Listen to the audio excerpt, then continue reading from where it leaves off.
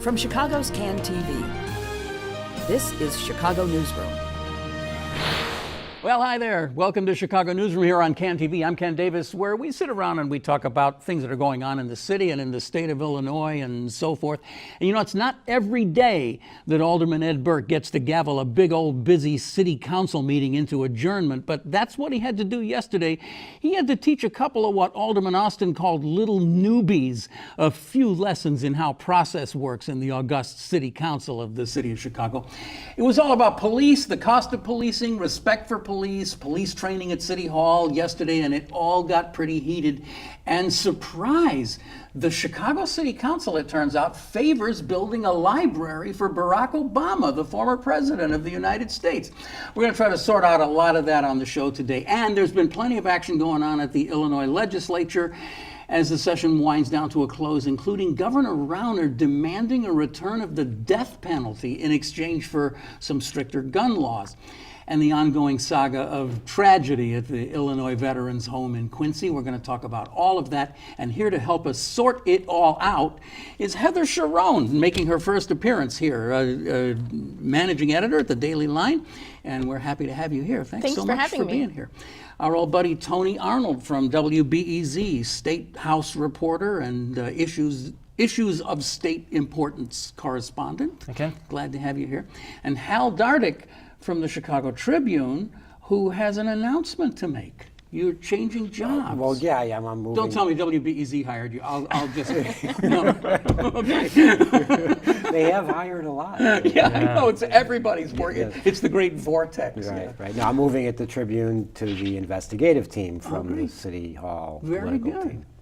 So So all the aldermen told me to lose their phone numbers. yeah, I bet they did. Because I just can kind of imagine all these aldermen saying, "Oh, Hal Dardick," but he knows about yeah. Wow. Well, congratulations. Thank you. I hope we'll be seeing some great stuff. And will you still come and do Chicago Newsroom even after you're a big old investigative reporter? Yeah, because the fees are so high, I can't resist. You can't. Right. That's right. You can't avoid it. All right. Well, Heather, you were there yesterday. I was. Were you not? Hal, I guess, was probably off in Tribune Tower somewhere. Yes. Yeah. Thinking smoking lofty a pipe. thoughts. Right. Smoking yes. lofty thoughts. But you were still on the battle line. Absolutely. It was weird. It was a very strange day that got progressively stranger as it went on. So the morning started with essentially dueling protests outside the council chambers. And what's interesting is that on one side you had members of the police union who were there to basically call out Rahm Emanuel and accuse him of turning their back on the officers and exposing them to a political witch hunt. And on the other side, you had a much larger crowd of people there to protest the $95 million new police training facility, which is backed by the mayor and many of his allies on the council. They agreed, though, both want Rahm Emanuel out in 2019. That's the one thing we can all agree on. Yeah. Absolutely. Well, I shouldn't say we can all agree on, but all of these things. It's really kind of weird that we're seeing, I don't know, dozens of people lining up to replace the mayor, and it seems like it's the one thing that everybody agrees on is that whatever it is, it's all Rahm Emanuel's fault, and he has to go. It's just such a weird dynamic. That's right. So in the mayor's race, you've got Gary McCarthy on the right, basically saying that Rahm hasn't been tough enough on crime and has been too tough on police officers. And then you have former police board president Lori Lightfoot saying that the mayor hasn't been tough enough on police misconduct and hasn't done enough to stop crime using violence prevention measures. So that leaves the mayor where he would like to say the middle, and that's essentially how he responded to the dueling protests yesterday, to say, I'm going to pursue reform, but I'm going to find that middle ground. Yeah. We do have to spend some time talking about this police training academy thing, because I find that to be such an interesting divide, a political and racial and class divide in the city of Chicago. But I mean, first of all, Hal, Tony, were you guys shocked to see that the city council voted yes on the Obama presidential library? Let's just say I didn't fall out of my chair at that particular moment. It's, favorite son, first African-American president in the United States, and it's going to, they hope, bring lots of economic development to an area that could use it on the south side, although I'm always skeptical of the predictions of how much money it will generate and so forth.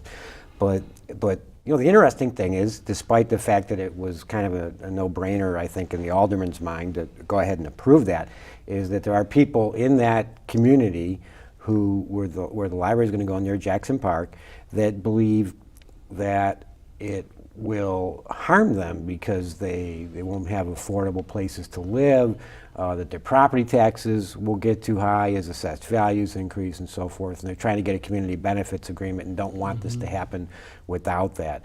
And I think it shows the sort of dichotomies that the mayor and the city are trying to navigate in terms of constituencies out there, and why there's so many people in this mayoral race. Yeah. You brought that up, and I think it is fascinating. I'm always extremely skeptical when I see these projections of how many millions of people are going to come. They're talking about 700,000 visitors, and I actually pulled up the list of top attractions in Chicago. I was surprised to see actually that Lincoln Park Zoo is #1 at 3 million visitors a year. But MSI, Museum of Science and Industry, is no slouch. They're about 1.5 million. So their neighbor right next door is doing 1.5 million. So maybe 700,000 is not out of the question. Yeah, and what's interesting is that question of a community benefits agreement is sort of one of the big unknowns. Alderman Leslie Hairston, whose 5th ward will include the center once it's built, has promised a neighborhood stabilization plan to address those sort of affordability issues and whether there will be some sort of property tax relief. What that plan actually entails is one of the big questions. And we should note that the City Council's approval is sort of the first hurdle that the center had to get over. It still has to undergo a federal review because the park is on the National Historic Landmarks list, and also there's already a lawsuit that is seeking to stop it. So it's sort of the end of the beginning, I think, as one of the aldermen said yesterday. It's a kind of a crazy notion, but is this a thing where Donald Trump can get in the way, where he can tell his committee that he wants them to give this a hard time? I would be hard-pressed to think that that's a distinct possibility, but certainly the specter of President Trump lingered over yesterday's council meeting. Alderman Howard Brookins said that there's no doubt that President Trump is doing whatever he can to sort of dismantle President Obama's legacy, and Brookins cast yesterday's vote as sort of a way to protect President Obama's legacy and ensure that it's never forgotten that President Obama is the first African-American president of the United States. I don't know why Trump would get in the way. So many nice things have been said about him here in Chicago by the politicians. And even yesterday at the down his honorary street sign, and he never holds a grudge. Yeah. So. But you know what, though? Most likely there's probably nobody actually on that board because he hasn't bothered to appoint anybody. So yeah, maybe it'll take a long time for that to get through. I don't know. Let's just kind of switch around a little bit, Tony. I want to get you involved in this thing. Try to explain to me, if you will, please, why Governor Rauner suddenly came up with this idea to extend the waiting time for all firearms to like 72 hours. This is not something I would expect of a Republican. Well, out of all of the mass shootings that have been happening, the legislature this year has been trying to address several different types of bills to get at the gun control issue. And one way that they did it was this 72-hour waiting period. And Governor Rauner's response for the last several months has been, well, I don't want to see just one plan. I want to see a comprehensive plan, and it's getting at mental health in addition to other issues. That's not typically, with the way that the legislature works, everything passes at different times. It's not all done at one time. So Rauner's surprise announcement that where he completely rewrote a bill to include bringing back the death penalty in specific instances in the cases of someone who kills a police officer and mass murderers, which would be, I think, legally defined as anyone more than 2 people. It was a surprise announcement. It gave him some tough on crime headlines that I don't think he had in a while.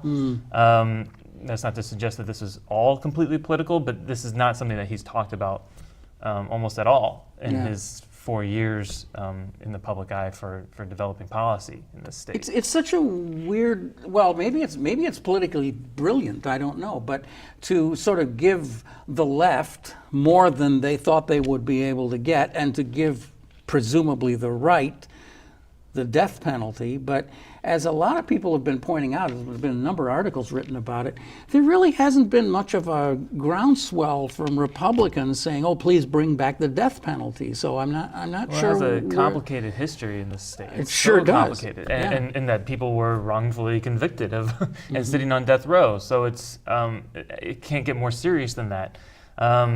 So the fact that he's now bringing it up when you're right, it hasn't been talked about or discussed.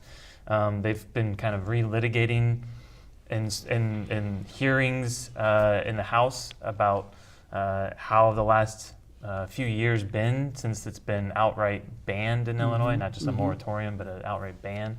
And you have some Republicans who I feel like have agreed with Rauner in some ways, but without saying outright they do agree with bringing this back. Certainly, process-wise, I don't think any legislator likes to see the governor completely rewrite a bill. They want to see a veto. So the fact that he went about it in this way means that it's probably not likely to go any further than where it has gone. I don't think the death penalty is coming back anytime soon, but it has brought back the debate. I've seen editorials from the Catholic Church, from Scott Cherone, the best-selling author. I've seen, and so it's kind of brought back the whole debate in this specific way. Once the legislature leaves, though, without really addressing this, which is what I expect to happen, then I don't know how much further this really affects Governor Rauner's re-election campaign. What is the legislative calendar here? It ends. The session ends. It's not been a normal year in quite some time, but in theory, they're supposed to be done by May 31st, which gives them, as we sit here right now, less than a week, or about a week to wrap things up. And then when do they reconvene? Is it like it's months Again, from we'll then, see if right? they do a budget. That's a big question mark. The There might not be a state budget. There might be this time. I don't know. Right. And so again, in theory, if they stick to what they have right now, they wouldn't come back until after the election. So they have the whole summer and fall to do their work, shaking hands at metro stops. And then there's this election thing coming up too, which should be interesting, I suppose. Yeah. All right. Well, we got, again, we're kind of mixing up a whole lot of things here today. But wait, before we get off of that, there was one other quick thing that I thought was really interesting, that I saw that there's a lot of very interesting politics going on here, because Rauner did this presumably so that the Democrats would have to, if they wanted the gun control, they would have to vote for the death penalty, which they don't want. But it looks like that kind of was beginning to come apart. So yesterday, did I read that yesterday one of his policy people kind of indicated to some committee that... Yeah, the governor's point person on this death penalty issue said that the governor would be willing to sign off now on just the 72-hour wait period. But really? Just that measure. So give up the death penalty piece. That's exactly right. That's what he said. And now... And this is the governor's chief of policy. On this specific issue. So he would know. Right. You would think that he would know. And I think that there's been some discrepancy about whether the governor actually believes that now. After seeing how this debate's unfolded. He might have been talking out of school a little bit, or just kind of talking off the cuff. It's not exactly clear as I sit here whether that's actually going to end up passing or not. And what's interesting is that as unacceptable as the reinstatement of the death penalty is for most Democrats in the legislature, that extended waiting period is also hotly opposed by sort of the very, like people like Jeannie Ives, who of course ran against Governor Rauner in the primary. So I would be surprised to see, that sort of caucus vote in favor of that bill, which leaves sort of, nothing happening. And it divides the Democratic caucus too, because downstate, where it's more rural, people are more pro Second Amendment. So somebody explain this to me then. Why did the governor think it was such a good idea to sort of like put all of these lizards in one box and then put gift wrap on it? I would surmise that it's entirely political, that everything that is being done, both at the city council and at the General Assembly at this point, it has some sort of political bent to it. You know, there's certain things have to be done in government, you know, to keep it moving, and I think the Obama Library would have moved forward. But Alderman Ramirez-Rosa's attempt to delay the approval of the police academy when he knows that the council has the votes was an attempt to up his progressive left bona fides. I think the governor is trying to heal a rift with the conservative Republicans in his party that don't like his votes to broaden abortion rights, and at the same time put the Democrats in some sort of trick box. But I don't think he expects that legislation to pass. You know. So how does this help him with his base? If he's got to serve all these Republicans downstate who are, we presume, largely very pro-gun, and he's talking about a 72-hour waiting period. I mean, how does that work? Yeah, I don't know. I think it's. I'm skeptical. Again, I'm skeptical. His calculation, I think, is that, you know, to reinstate the death penalty for police officer, people that shoot and kill police officers or that commit mass murders, is that that will appeal to the base, and that he doesn't have to worry about the 72-hour thing passing. Because the whole package is sort of dead on arrival for any number of reasons. So he's made his political statement, and let's move on. I think that what I'd add to that, which brings it back to City Hall, is that for most of this year, the debate about guns in Springfield has been about licensing gun stores, which hasn't really been much of a discussion outside of anywhere but Illinois, and it's been really pushed hard by the mayor and the police superintendent, and it's been adjusted a few times in Springfield. They have a few more Republicans than they had before, but it's not clear it has the governor's support still. And so this could be all a way for Rauner to be, rather than waiting to see what the legislature sends him in terms of legislation on public safety, this is his way of trying to take control or at least address some other policies besides just what's handed to him. I see. It's also interesting that the most popular Republican governor in the country right now is Massachusetts Governor Baker, and he is also sort of pushing a reinstitution of the death penalty that has seen sort of that poll very well, and I've seen it suggested that Rauner has sort of, you know, taken a peek from his, you know, fellow governors and tried to sort of, you know, thread that needle between being tough on crime and yet open to gun control, whether or not it actually passes. That is very interesting. Yeah, I don't think any state in the union has a death penalty history nearly as fraught as ours, maybe Texas. But that's about it. That's saying something right there.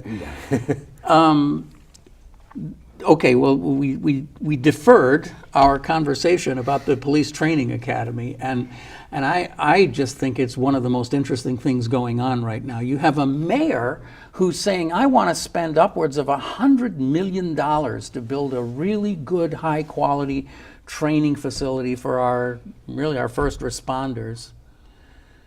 And the police are saying, yeah, sure, but we want you out of office.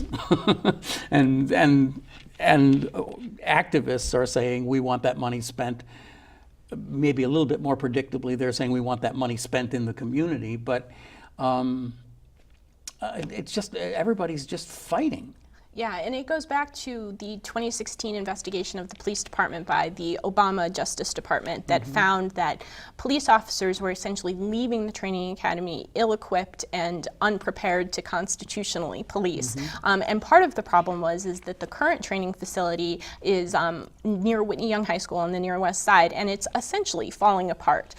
So one of the recommendations in that report was for the city to build a new training facility. And And Mayor Emanuel said, yep, we're going to do that. And part of the way it's going to be funded is by the land sale of the land between Lincoln Park and Bucktown along the Chicago River, which is set to become a brand new fancy development known as Lincoln Yards. Yes. So the move yesterday would have made some sort of earmark in the proceeds of that sale toward the police training facility, upwards of about $20 million or so. And that's what Alderman Carolos Ramirez-Rosa and Alderman David Moore moved to block through a procedural move called defer and publish. So essentially what it does is that it gives any two aldermen the ability to put off a consideration of an issue until the next council meeting. But Alderman Ed Burke has who's been around a while. I was going to say, did not, sort of come onto that unprepared. And so immediately they scheduled a second meeting this week for tomorrow at 2:15, where they'll be allowed to take up that issue. Wait, hold on. Is that technically true? It's the same meeting, isn't it? So they, according to the clerk's office, they adjourned and they will, sort of go back They're at just going it to tomorrow. reconvene tomorrow. Right. Yeah. Right. Yeah, Ed Burke, I wouldn't be surprised to find out that Ed Burke had deferred and published a few things himself in his career, right? Usually he's got his wrangling done before it gets to that point. That's true. He doesn't need I to think do what's that. interesting is with this administration, and I covered the Richard M. Daley administration too, is that when there was a D&P, as they call it, they would wait the month and the mayor would work the votes. And this mayor's sort of, I think Ed Burke and the mayor on the same page here, his practice has been to say, well, we'll just call a meeting in 2 days because we've got to give 48 hours notice under the Open Meetings Act. We'll do that and we'll have another meeting. And a lot of D&Ps have just withered on, or proposed D&Ps have withered on the vine because they like, oh, well, what's the point? There's no point. There's 2 days of it, and then Ramirez-Rosa, the other interesting thing is that same day, and they say it's not related, gets booted from the Latino Caucus. Yeah. So That'll teach him. Well, I had a long conversation last night with Alderman Gilbert Villegas, who's the chair of the caucus, and he went to Wait, great... hold on, just wait. Sure. When did this happen? Yesterday. The announcement was made by the caucus yesterday. About an hour after the council meeting ended. But it's not connected. It's not. And do you have any idea when this actually happened, when they took this vote? So the caucus met yesterday. After the council meeting? Before the council meeting. Before the council meeting. And took that vote, and then it was announced. Now, I mean, it's unprecedented for a caucus to expel a member. Yeah. And Alderman Villegas told me that it was not related to the police academy issue, but that Alderman Ramirez-Rosa just did not attend the caucus meetings, and that the other members of the caucus were putting 100% in, and he wasn't, and that was why this move was made. They will meet again next month in a caucus, and Alderman Villegas said that they will give Alderman Ramirez-Rosa a chance to address the caucus. However, last night... So they kind of did their own D&P. But last night, Alderman Ramirez-Rosa put out a statement saying that he had tried to work diligently with the caucus, and that he thought it was unfortunate that the caucus had expelled their only gay millennial member, which does not seem like he's trying to rebuild any bridges of trust or friendship there. But it's interesting because let's not forget Alderman Ramirez-Rosa was for a brief moment Daniel Mbis's lieutenant governor running mate. Those two parted. Hours, those two parted ways relatively quickly over the issue of whether support for boycotting Israel. He also sort of launched an aborted run for Congressman Gutierrez's seat and then dropped out when it became apparent that Jesus Chuy Garcia was running away with it. So he has become really sort of a focal point of a lot of the different controversies, because right now he's the only member of the council who's a member of the Democratic Socialists of America. There are many, many candidates who have already announced runs for the council who align themselves with DSA. So it'll be interesting to see what happens there.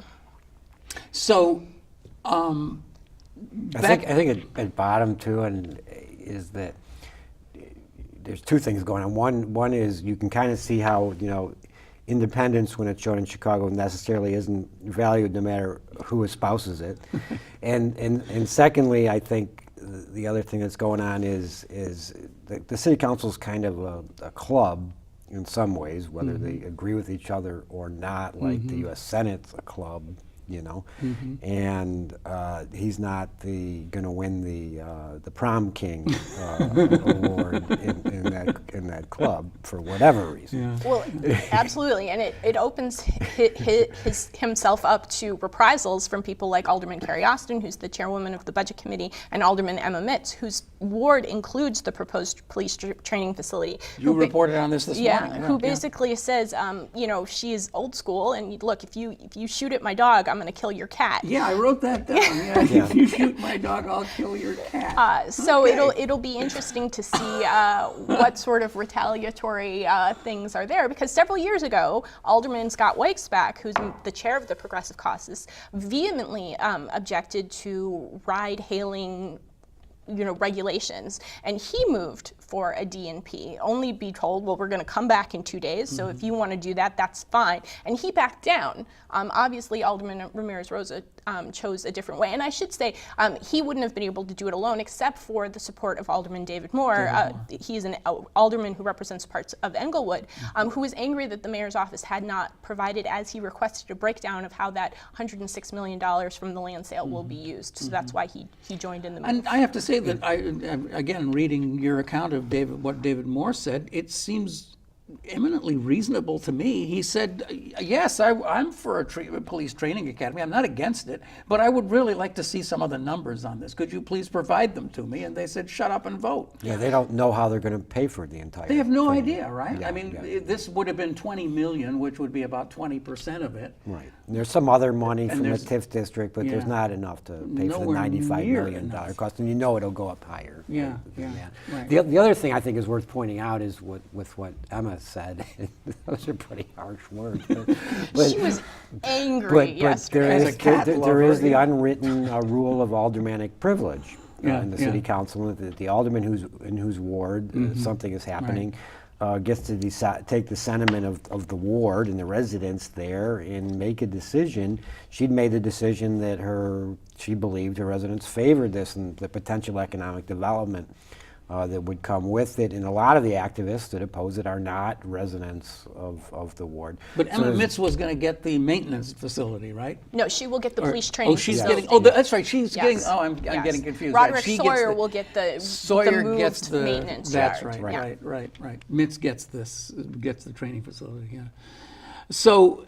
Can we talk for a minute about David Moore? No, 'Cause absolutely not. he had quite a day yesterday. Yeah, he did. He was the sole vote against the Obama Presidential Yes, Center. And yeah. you could tell that it bothered Mayor Emanuel that it wasn't unanimous. Yeah, and yeah. he recounted a little bit. What kind of mayor am I? I can't even deliver a unanimous He vote recounted from- a little bit of his phone call with President Obama, and I appreciated Hal trying to fact check them on Twitter. Because if your mother says she loves you, check it out. Yeah. And the mayor said it was 47-1, and apparently the former president responded, well, who was that one? And then they had some back and forth about at least how, the margin was wider than the recovery plan back in 2012 and that sort of thing. But that one vote is going to stick in the mayor's craw for I think a little while. And again, David Moore was consistent. The Obama Center will need somewhere in the neighborhood of $175 million in taxpayer money to move several roads to make the plan possible.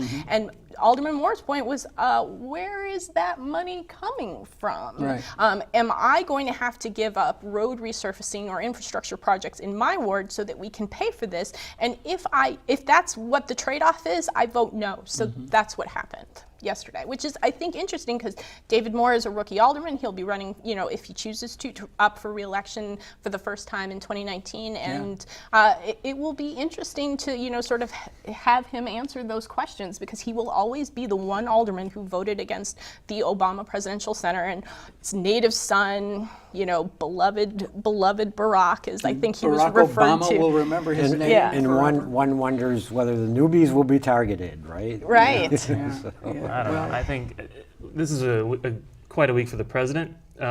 Also, besides getting permission to build his library, but also getting a huge Netflix deal. And I just keep thinking he needs to bring those TV cameras to Chicago and film this because this is all fascinating. It's the greatest show. It's still the greatest show on earth.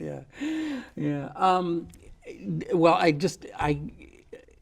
we still haven't actually, though, talked about the relative merits of this project. And I suppose that's partly because we have no idea what this project is, this police training academy, right? I mean, I'm sure it will be a state-of-the-art facility. I am absolutely certain it'll be 1,000 times better than the kind of rat hole that they have now. But do we need a $100 million facility? Could we do it on 75 million, 60 million? Did it have to be at that location? We had Lori Lightfoot on the show a while back before she announced, and she is opposed to it. And of course, now we realize that she knew she was running for mayor a lot earlier than she admitted at this table, but nevertheless, she said she's opposed to it because she doesn't like the location. She doesn't think the location is appropriate, and I think I've read other people who've criticized it and said that it's essentially, if you look at a Google map and you see this thing, it's just this kind of, it's where, I believe it's where the old incinerator was back in the 80s or something, and it's just this piece of isolated land. And I think a lot of people are saying if you're going to build a police training academy, you should build it in a community where the cadets are knitted into the community rather than like driving down one road into this place and then driving back out of it again. Any thoughts on that? Well, the mayor said yesterday that his vision for it would be to sort of, bring new life to that area. And as once it's built, shops and stores would spring up around it to sort of serve, people coming in and out. So you're going to have coffee shops and dry cleaners to help people as they come and go. Those who oppose it say it sends a bad message that really the only investment on the south and the west side that the mayor's, willing to consider involves policing black and brown communities who say and they truck maintenance. and who say they are already over policed want that money spent on a host of different issues, including reopening the mental health clinics that the mayor closed back in 2012, which was something we heard repeatedly yesterday. They're using it to highlight some of the places where he has cut spending. Yes. Mental health clinics, Right. School programs, closing schools, things of that nature. To point out that they don't think that the priorities are right. What I do think is interesting is Lori Lightfoot has also talked about the process. Not just the location and the fact that we didn't get a lot of buy-in, and it is typical in this administration. Things were decided up on the 5th floor, and then they tried to build support for it, which maybe wasn't the best way to go about it if you were thinking long-term politically. Mm-hmm. Well, we always have that. We always have that issue of process, don't we? And that was one of the great criticisms of Richard M. Daley. All the decisions are made with a small group of people sitting around a table, and then they announce it. Mm-hmm. But I do think that there's certainly, as you say, a tremendous need for a new training facility, and this would be for fire too, I believe. And sort of, if you want your police to be professional and you want them to reform, at the same time you have to properly train them and give them what they need to become those kind of professionals that you want them to aspire to. I saw some of this firsthand when I worked for the city of Chicago and was working in the television unit over there, and we often did videos at the fire training and the police training places, and it was just unbelievable. I mean, you couldn't believe that a city of this size would have such a kind of a cramped and outdated sort of facility. And I was doing that in the 90s and the aughts, so it hasn't gotten any better, that's for sure. And I can't imagine. You'd have to be pretty extreme to believe that we don't need to build a new facility, but that doesn't denigrate the people who are protesting it, because there are so many unknowns about the way it's being done. So there's. And it's important to point out that the city has already purchased the land for the police facility, and Alderman Ramirez-Rosa was the only alderman to vote against that at a city council meeting that featured another beloved son of Chicago, Chance the Rapper, who spoke out against it. But the mayor said quite clearly yesterday that he doesn't expect a single vote to change yesterday to Friday. Yeah. Another thing that we should mention about the Police Training Academy is that the mayor intends to name it for Commander Paul Bauer, who was, of course, slain in downtown Chicago. And if there's a better example of Mayor Emanuel's mantra of never letting a crisis go to waste, I think that that is a really clear example of it, because you know, there is so much pain still about Commander Bauer's death that I think it makes it even more difficult to oppose something like the training facility. Yeah, and Governor Rauner's citing his name, in terms of reinstating the death penalty, So, yeah, a lot of emotion there. Yeah. The facility in the museum, or the not really a museum, it's a presidential center. I think I'll highlight what this mayor's trying to navigate. 7 years into his tenure, and as he says, he's trying to go down the middle. In whether he can do that and succeed and hold that middle together as he's being attacked from the left and the right is going to be a fascinating process to watch. Yeah, he's kind of pulling a Dwight Eisenhower or something about, I remember that famous thing about I walk down the middle of the road and people on both sides throw stones at me or something like that.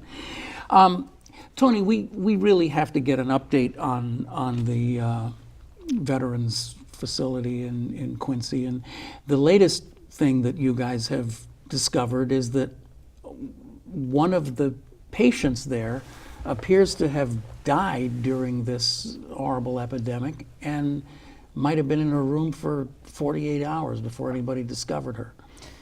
Right, and so this is the story of Dolores French, and she was living at the Veterans Home in an independent living building, and her husband, who needed more care, was in a separate building. So she was healthy, other than the fact that she was deaf. And we had reported when we first began this investigation and found out that there were families of some of the victims of the Legionnaire's disease outbreak at the Quincy Veterans Home, that her story and how the coroner had found that there was severe decay in her body when she was discovered.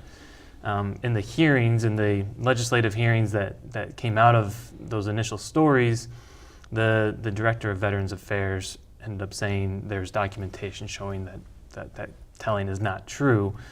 We asked to see that documentation and were told no. So the family of Dolores French asked to see the documentation. They said, okay, but give us $100. So they took the documentation and gave it to my colleague Dave McKinney, who ended up writing that story, saying that it turns out that there is documentation that shows that they visited Dolores French's room, but she wasn't there. It's just that was written after the body was found.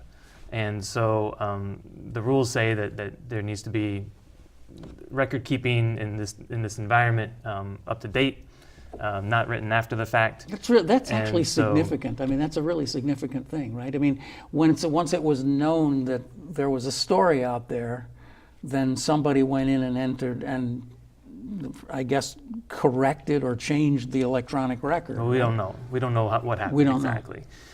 But the director of the Veterans Affairs, who's now the former director of Veterans Affairs, she has since resigned. Actually, she had told lawmakers that what they read on WBEZ was not true. But we have now documentation that shows, and experts who review this kind of thing and look at this type of documentation to say that something's not right in how they've documented what happened to Dolores French.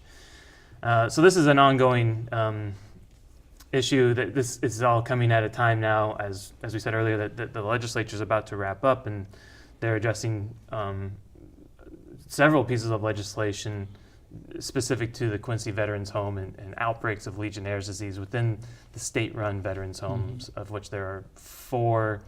They're trying to build a 5th one on the northwest side of the city.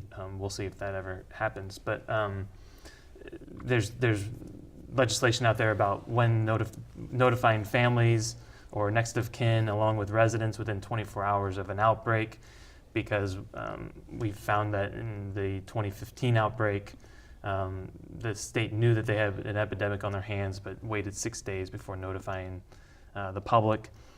And then there's another piece of legislation that the families that are now suing the state for neglect, there are 11 over the death of their loved ones in these outbreaks, the state law caps what they can earn from suing the state at $100,000. And there's legislation that's being debated now in Springfield about raising that cap. It's a real tribute to you and Dave and the station and the work that you've done, that so much legislation is now in the hopper that this wasn't even a story until you guys started working on it. So, congratulations on that. But there's also, of course, there's politics. There's actually politics in this. I mean, it's like, what is it? Governor Rauner is asking for $245 million, right, to rebuild the whole facility. And the Democrats are saying, yeah, right, we'll give that to you. I mean, we're going to write you, what did they say? We're going to write you a blank check? Hardly.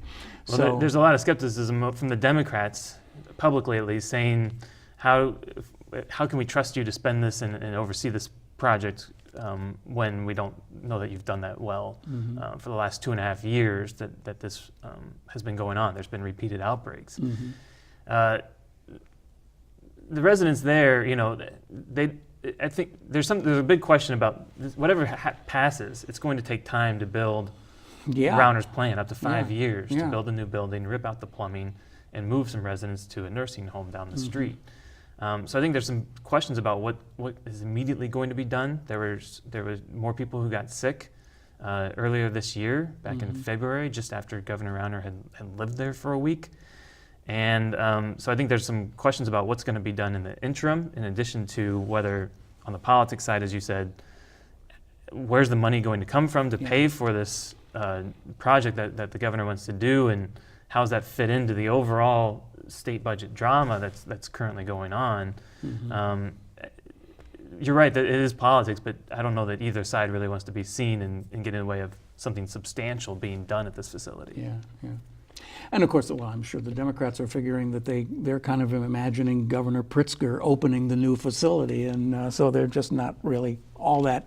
They're not in the mood for being real cooperative at this point. He's got to win. Yeah, well, there's that. There's always that. Minor details. Minor details. Yeah. Have we missed anything? It's been a week.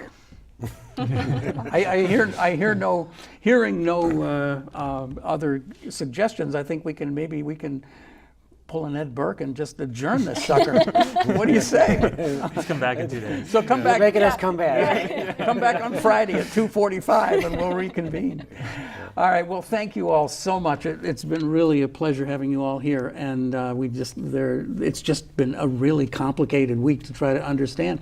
Heather Cherone from the Daily Line, which is a subscription service, and you can look that up. It's the Daily Line, and WBEZ, which is also a subscription service in its own way. You can become a member if you want to. And Tony, of course, Arnold is the state reporter, one of the state reporters, and they're doing some really terrific work there. Thanks for being here, Tony. And Hal Dardick is a part of a subscription service too. We like it when people subscribe. The Tribune, yeah. Which is what, it's what journalism is. It's all just a subscription. It's one big subscription deal right now. So yeah. Hal Dardick now moving into investigations over at the Chicago Tribune and in your luxurious new offices over there on the Wacker Prudential Drive. Plaza, when we put up the sign on the Tribune Tower, it says 5 blocks south. Yeah. That's what so that's what you're going to do with that Tribune sign. You'll just put a little sign. I've proposed that, but nobody seems to be listening to But me. in Gothic type, though, right? Right. 5 blocks south. Yeah. With a neon arrow. Very classy. Very classy. Yeah. All right, we could keep going here for hours, but we're not going to. That's it. We're going to let you go and have your Memorial Day weekend. Have a good one, and we'll see you back here next week. We're going to be talking about Chicago Public Schools next week. I'll give you fair warning about that. So thanks for watching. I'm Ken Davis, and we will see you next week. Remember, you can see this and all of our shows by going to this address right here if you want to look something up and see our. Don't forget our 10-part series, Get to Know a Mayor. We only have one part in the can, but we'll have something else coming up in the next couple of weeks on that too. So long. See you soon. Bye.